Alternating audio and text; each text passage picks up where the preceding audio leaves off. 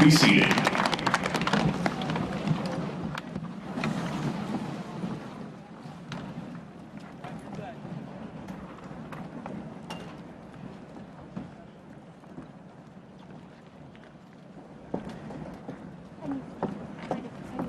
Please welcome the Honorable Amy Klobuchar.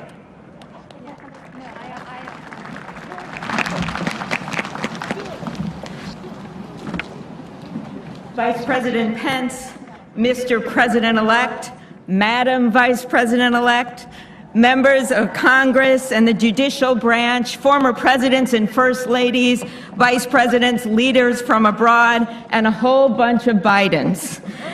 America, welcome to the 59th presidential inauguration, where in just a few moments, Joe Biden and Kamala Harris will take their solemn oaths.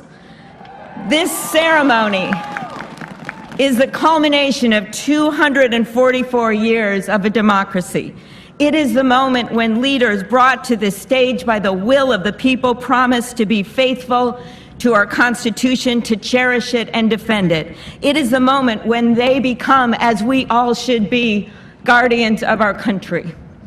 Have we become too jaded, too accustomed to the ritual of the passing of the torch of democracy to truly appreciate what a blessing and a privilege it is to witness this moment? I think not. 2 weeks ago, when an angry, violent mob staged an insurrection and desecrated this temple of our democracy, it awakened us to our responsibilities as Americans. This is the day when our democracy picks itself up, brushes off the dust, and does what America always does: goes forward as a nation under God, indivisible, with liberty and justice for all.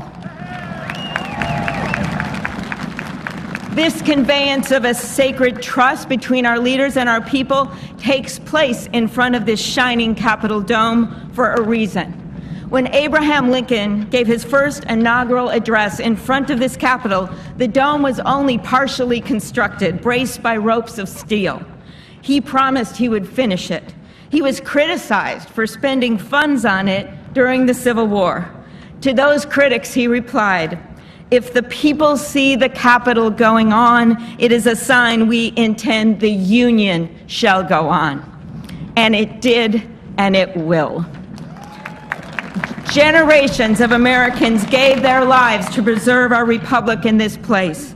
Great legislation to protect civil rights and economic security and lead the world was debated and crafted under this dome. Now it falls on all of us, not just the two leaders we are inaugurating today, to take up the torch of our democracy, not as a weapon of political arson, but as an instrument for good.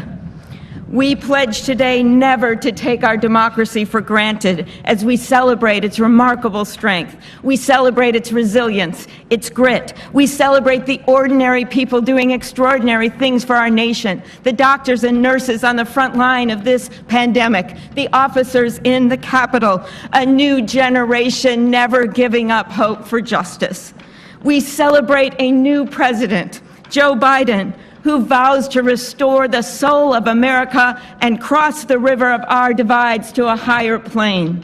And we celebrate our first African American, first Asian American, and first woman Vice President, Kamala Harris, who stands on the shoulders of so many on this platform who have forged the way to this day.